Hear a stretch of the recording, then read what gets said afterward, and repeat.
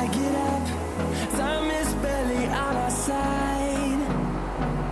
I don't wanna waste the storms we chase are leading us, and love is all. Merhaba arkadaşlar, Rastgele kanalına hoş geldiniz. Bugün sizlerle birlikte A2 motosiklet ehliyetlerinde sıkça kullanılan Pulsar NS150 motosikletin sözlü sınav aşamasında sorulan soruları inceleyeceğiz.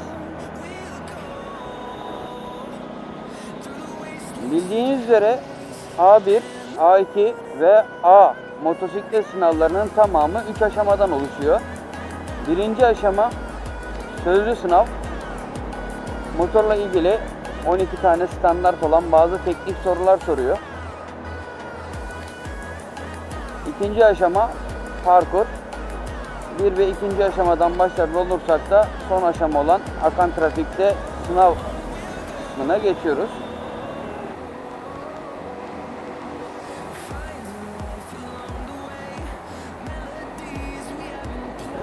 Sizi sıkmamak adına bu kısmı biraz kesip hızlandıracağım.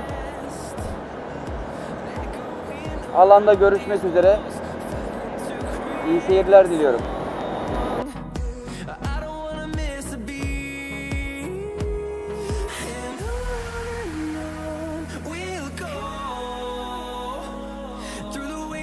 Through the highways till my shadow turns to sun rays, and on we'll go through the wastelands, through the highways, and on we'll go.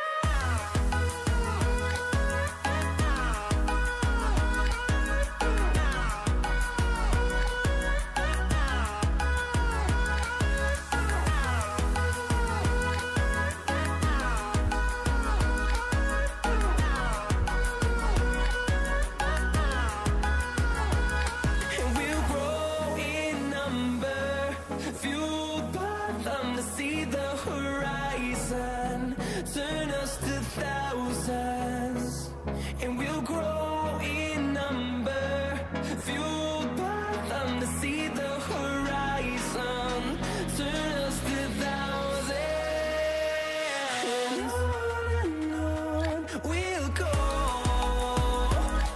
through the wastelands, through the highways, till my shadow turns to sun rays, and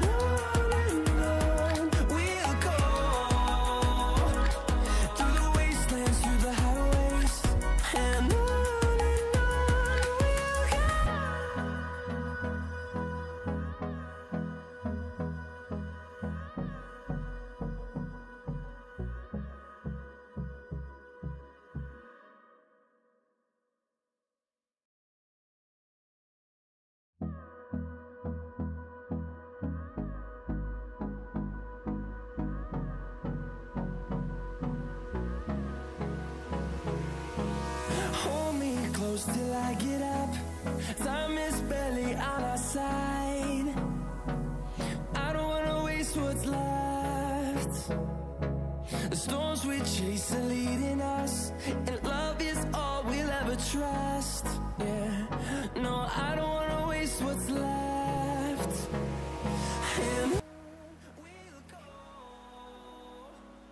through the wastelands, through the highways, till my shadow turns to sun. Evet arkadaşlar, bahsettiğim üzere sınav 3 aşamadan oluşuyor. Birinci aşama sözlü aşama. Sözlü aşamada standart sorulan bazı sorular var. Birçoğunuzun zaten bildiği şeyler. Yine de üzerinden geçmek istedim. Motoru tanıtmanızı istiyor sizden veya bazı aksamları eliyle göstererek ne olduğunu soruyor. Eğer tanıtmanızı isterse gaz elçiği, start stop, marş düğmesi, ön fren hidroliği, sonra kontağı açmanızı istiyor. Anlık kilometre, toplam kilometre, şurada side stand yazan şey yan ayaklığımızın açık olduğunu gösteriyor. Şu motordaki saat, burası benzin göstergesi, devir saati, boş ışığı, sinyaller, akü ikaz, yağ ikaz, Bazen bunu sorabiliyor siz denemek adına. Bu Bajaj'ın amblemi. Herhangi bir motorda bir aksam işareti değil. Debriyaj, selektör tuşu, uzun kısa, sağ sinyal, sinyali bu şekilde kapatıyoruz. Sol sinyal, yine bu şekilde kapatıyoruz. Korna. Şimdi bazen bu şekildeyken şuna uzun kısa dediğimizde yak diyor. Neden yanmadığını soruyor. Motosiklet çalışmıyorken farı yanmıyor bu motorlarda. Ama selektörle bunu yakabilirsiniz. Selektör de uzun yanıyor. Ayrıca motoru çalıştırırsanız kısa farlar yanacaktır. Uzunu açıp gösterebilirsiniz. Tekrar stop edelim.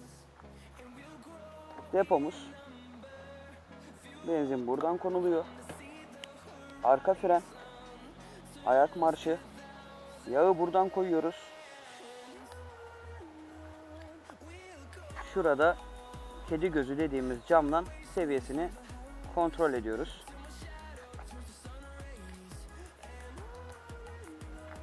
Sol ayağımızdaki vites pedalı. Yan ayak veya yan sehpa. Orta ayak veya orta sehpa. Orta sehpayı alırken genelde takılan konu şu iki ayakta yere değmiyorsa motor orta sehpaya alınmakta zorlanır. İki ayak yere değiyorsa kolaylıkla sehpaya gelir. Akü selenin altında motora da binmeden önce şöyle bir lastiklerini ya böyle ya da janta bastırarak kontrol ediyoruz. Daha sonra biniyoruz. Lastikler iyi durumda. Motora bindikten sonra da aynaları bir ayarlamamız isteniyor bizden. Sözlü aşama bu kadar.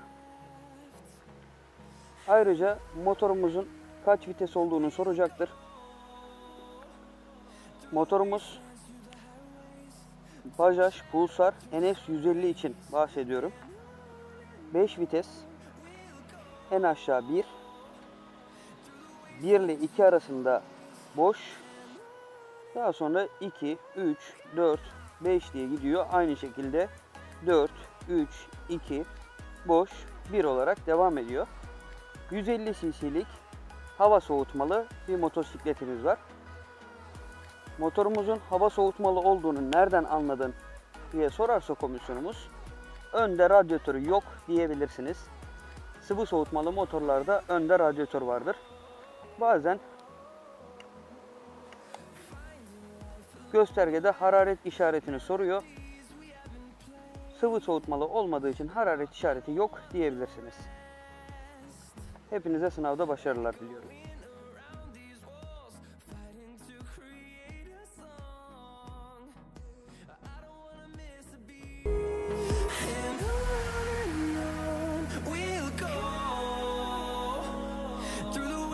Through the highways till my shadow turns to sun rays, and on we'll go through the wastelands, through the highways, and on.